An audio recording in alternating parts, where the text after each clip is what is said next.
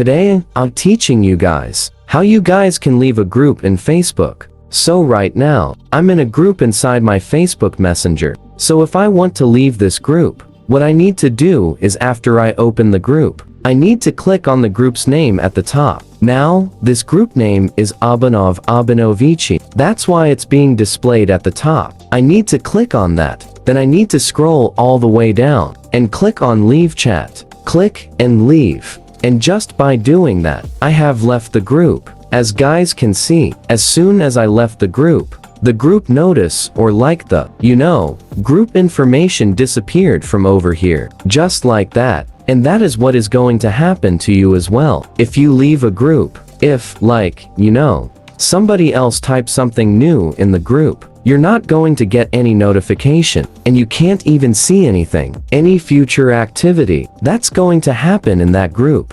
You are no longer going to be part of that, because you just left the group. So you need to keep that in mind.